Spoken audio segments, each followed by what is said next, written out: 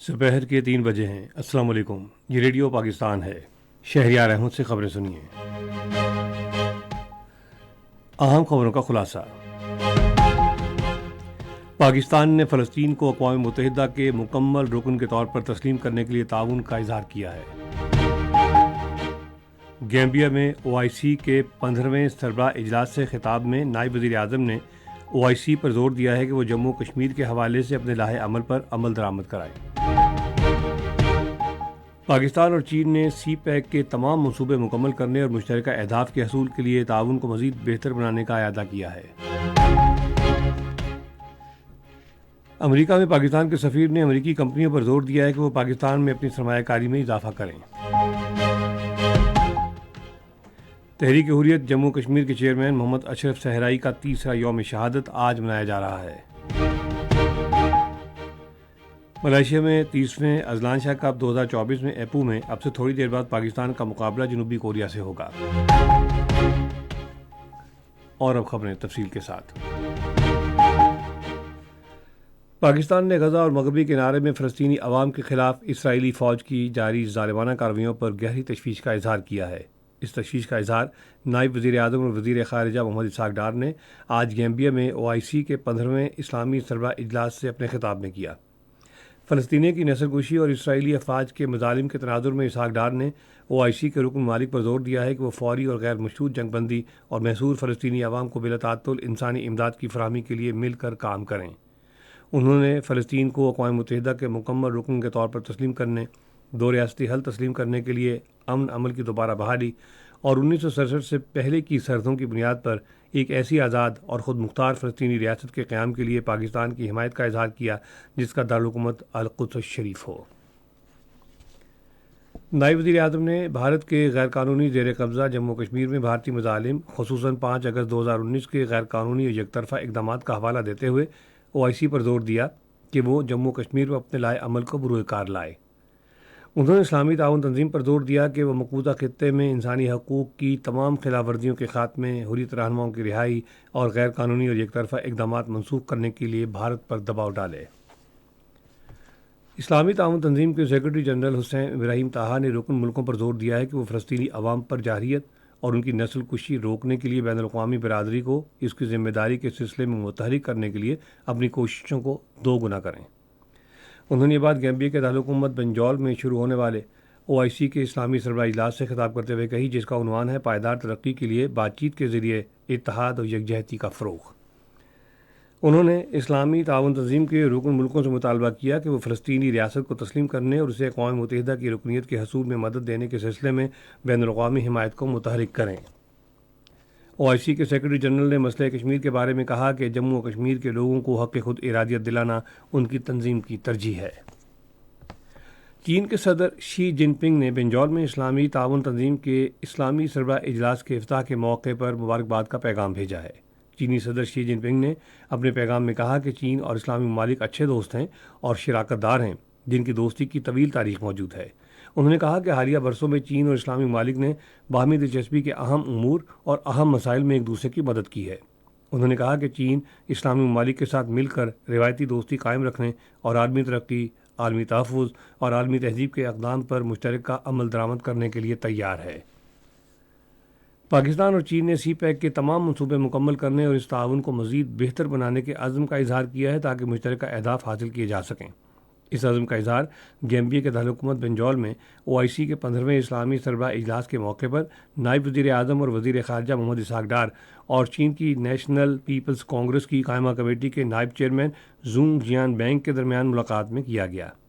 دونوں جانب سے پاکستان اور چین کے درمیان دیرینہ تدبیراتی تعاون پر مبنی شراکت کا اعادہ کیا گیا اور پاکستان کی پارلیمنٹ اور چین کی نیشنل پیپلز کانگریس کے درمیان وفود کے تبادلوں میں اضافے پر تبادلہ خیال کیا۔ انہوں نے OIC کے ساتھ چین کے بڑھتے ہوئے تعلقات پر بھی بات چیت کی اور باہمی امن و خوشحالی کے لیے مذاکرات اور مفاہمت کی اہمیت پر روشنی ڈالی۔ اسحاق ڈار نے چین کے اہم معاملات پر پاکستان کی مکمل حمایت کا اعادہ کیا اور قریبی اقتصادی شراکت داری اور تعاون کے ذریعے باہمی مفاد پر مبنی وسیع تر روابط کی اہمیت پر زور دیا۔ نائب چیئرمین زونگ جیان بینگ نے پاکستان کی خود مختاری، علاقائی اہمیت اور ترقی کے لیے چین کے مکمل تعاون کا اعادہ کیا۔ یہ خبریں آپ ریڈیو پاکستان سے سن رہے ہیں۔ پاکستان اور ترکیہ نے خصوصاً معیشت، تجارت اور دفاعی شعبوں پر توجہ مرکوز کرتے ہوئے دو طرفہ تعلقات مزید مستحکم کرنے کے عزم کا اعادہ کیا ہے۔ یہ اتفاق رائے نائب وزیر اعظم اور وزیر خارجہ محمد اسحاق ڈار اور ترکیہ کے وزیر خارجہ حاکان فیدان کے درمیان گیمبیا کے دارالحکومت بنجول میں اسلامی تعاون تنظیم کے 15ویں اسلامی سربراہ اجلاس کے موقع پر ملاقات میں ہوا۔ انہوں نے ملاقات میں موجودہ دو طرفہ تعلقات کا جائزہ لیا اور پاکستان اور ترکیہ کے درمیان مثالی روابط اور مضبوط دوستی پر زور دیا۔ نائب وزیر اعظم اور وزیر خارجہ اسحاق ڈار نے بنجول میں اسلامی تعاون تنظیم کے 15ویں اسلامی سربراہ اجلاس کے موقع پر آذربائیجان کے وزیر خارجہ جیوہاں بیرموم سے بھی ملاقات کی۔ انہوں نے ملاقات کے دوران تجارت، روابط اور توانائی سمیت مختلف شعبوں میں دونوں ملکوں کے درمیان باہمی تعاون کو مزید فروغ دینے پر اتفاق کیا۔ انہوں نے خاص طور پر سیاسی سطح پر بات چیت اور روابط کو مستحکم کرنے کی اہمیت پر بھی زور دیا۔ نائب وزیر اعظم اسحاق ڈار نے رواں سال نومبر میں باکو شہر میں COP29 کی میزبانی حاصل کرنے پر آذربائیجان کو مبارکباد دی۔ انہوں نے موسمیاتی تبدیلیوں سے نمٹنے کے لیے تعاون بڑھانے اور تجربات کے تبادلے میں پاکستان کی دلچسپی کا اظہار کیا۔ انہوں نے مقبوضہ جموں و کشمیر کے عوام کے منصفانہ نزول عین پر آذربائیجان کے مضبوط اور اصولی موقف کی تعریف کی۔ وزیر اعظم محمد شہباز شریف نے صادق خان کو لندن کا میئر منتخب ہونے پر مبارکباد دی ہے۔ ایک بیان میں انہوں نے کہا کہ تیسری مرتبہ لندن کا میئر منتخب ہونا صادق خان کی قابلیت اور عوامی خدمت کا یقینی ثبوت ہے۔ وزیر اعظم نے صادق خان کے لیے مستقبل میں کامیابیوں کی دعا کرتے ہوئے کہا کہ ایک محنت کش پاکستانی نژاد برطانوی شہری کے قابل فخر بیٹے نے نہ صرف اپنے والدین بلکہ ہر پاکستانی کا سر فخر سے بلند کیا ہے۔ وزیر داخلہ محسن نقوی نے عوام کی سہولت کے لیے لاہور اور کراچی میں کم از کم ایک پاسپورٹ دفتر 24 گھنٹے فعال رکھنے کی ہدایت کی ہے۔ انہوں نے سماجی رابطے کی ویب سائٹ ایکس پر آج ایک بیان میں کہا کہ اس طرح سب کے لیے پاسپورٹ کی خدمات ہر وقت آسانی سے میسر ہوں گی۔ سینئر حریت رہنما اور تحریک حریت جموں کشمیر کے چیئرمین محمد اشرف صحرائی کا آج تیسرا یوم شہادت منایا جا رہا ہے۔ محمد اشرف صحرائی، جنہوں نے دہائیوں تک بھارت کے غیر قانونی زیر قبضہ جموں و کشمیر پر بھارتی تسلط اور سیاسی ناانصافی کو چیلنج کیا، 5 مئی 2021 کو بھارتی قید میں انتقال کر گئے۔ اشرف صحرائی شہید کو زبردست خراج عقیدت پیش کرتے ہوئے کل جماعتی حریت کانفرنس کی قیادت نے انہیں مزاحمت کی علامت اور قربانی کا مجسمہ قرار دیا۔ ملائیشیا کے شہر ایپو میں 30ویں سلطان اذلان شاہ ہاکی کپ کے دوسرے میچ میں آج پاکستان اور جنوبی کوریا مد مقابل ہوں گے۔ میچ پاکستان کے معیاری وقت کے مطابق دوپہر 3:15 پر شروع ہوگا۔ موسم۔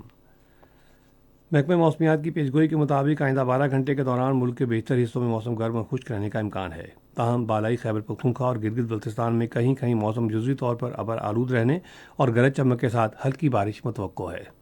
ملک کے میدانی علاقوں میں گرد آلود ہوائیں چلنے کی توقع ہے۔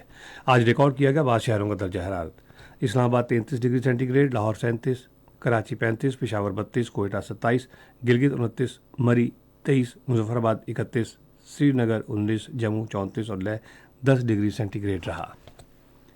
ریڈیو پاکستان آج دوپہر 4:30 بجے اپنے قومی نشریاتی رابطے پر ہفتہ وار سلسلے معاشی ترقی اور استحکام پاکستان کے تحت ایک خصوصی مذاکرہ نشر کرے گا۔ موضوع ہے معاشی ترقی اور امن و امان کی صورتحال۔ اہم خبروں کا خلاصہ ایک مرتبہ پھر سن لیجیے۔ پاکستان نے فلسطین کو اقوام متحدہ کے مکمل رکن کے طور پر تسلیم کرنے کے لیے تعاون کا اظہار کیا ہے۔ گیمبیا میں OIC کے 15ویں سربراہ اجلاس سے خطاب میں نائب وزیر اعظم نے OIC پر زور دیا ہے کہ وہ جموں و کشمیر کے حوالے سے اپنے لائے عمل پر عمل درآمد کرائیں۔ پاکستان اور چین نے CPEC کے تمام منصوبے مکمل کرنے اور مشترکہ اہداف کے حصول کے لیے تعاون کو مزید بہتر بنانے کا اعادہ کیا ہے۔ امریکہ میں پاکستان کے سفیر نے امریکی کمپنیوں پر زور دیا ہے کہ وہ پاکستان میں اپنی سرمایہ کاری میں اضافہ کریں۔ تحریک حریت جموں کشمیر کے چیئرمین محمد اشرف صحرائی کا تیسرا یوم شہادت آج منایا جا رہا ہے۔ ملائیشیا میں 30ویں اذلان شاہ کپ 2024 میں ایپو میں اب سے تھوڑی دیر بعد پاکستان کا مقابلہ جنوبی کوریا سے ہوگا۔ اسی کے ساتھ خبریں ختم ہوئیں۔ مزید خبروں اور تصویروں کے لیے آئیے ہماری ویب سائٹ پر، پتہ ہے radio.gov.pk، اور فیس بک کے link radio Pakistan news official پر براہ راست ویڈیو سٹریمنگ بھی ملاحظہ کیجیے۔